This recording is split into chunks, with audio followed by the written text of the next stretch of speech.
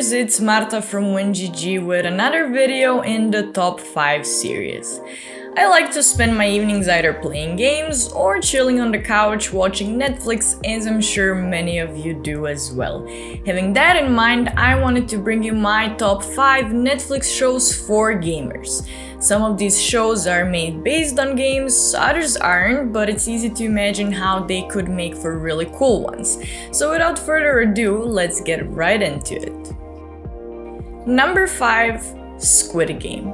Squid Game took the TV series world by storm last year, and this show in its core is a survival drama that reminds us of a lot of games that we've previously played.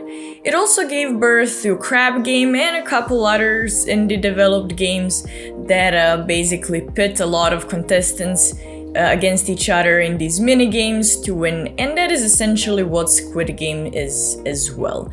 In Squid Game, 450 something contestants compete in a series of deadly children's mini games in order to survive and win a large amount of money.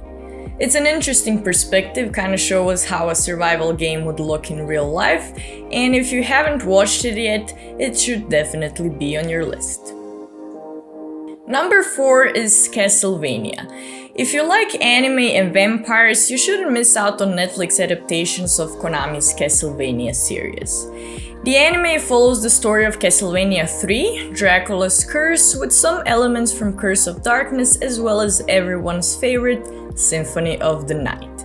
We get to follow the story of Trevor Belmont, the last survivor of a monster hunting clan, as well as Dracula's son Alucard as they fight their way through against monster that Dracula sent to the world from hell because his wife was burned at the stake for witchcraft.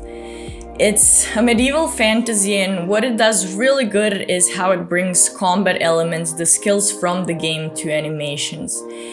All of it is already up on Netflix, but don't worry, because there is more coming from other Castlevania titles, so stay tuned for that.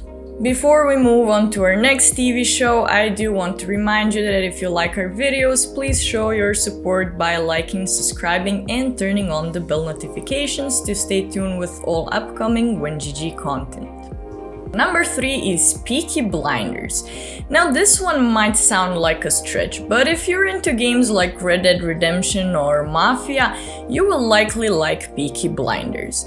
The show is centered around early 20th century England, around a gang family that wants to build this massive empire. It includes a lot of crime, a lot of schemes, and Thomas Shelby's massive ambition to build this empire and how he strategizes and stops everyone in his path while doing that. I really think Peaky Blinders could make for a cool game, something like a GTA title in a post-war England, or maybe even a 4X strategy mafia game where you strategize how to build an empire similar to what Thomas Shelby does in Peaky Blinders. But I'm really interested to hear your thoughts. Would you play a Peaky Blinder game? Number 2, The Witcher. No matter if you did or didn't cost your coin for any of the previous Witcher games, The Witcher show is one you shouldn't miss. It's based on Sapkowski's book, same as the games, however the first season actually precedes the main Witcher saga.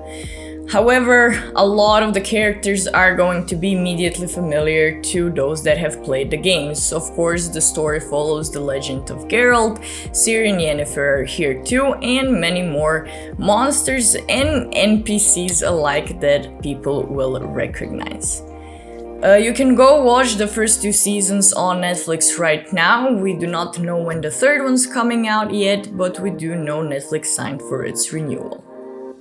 Number 1 is League of Legends Arcane, another animated series that made it to this list, and on top of it even.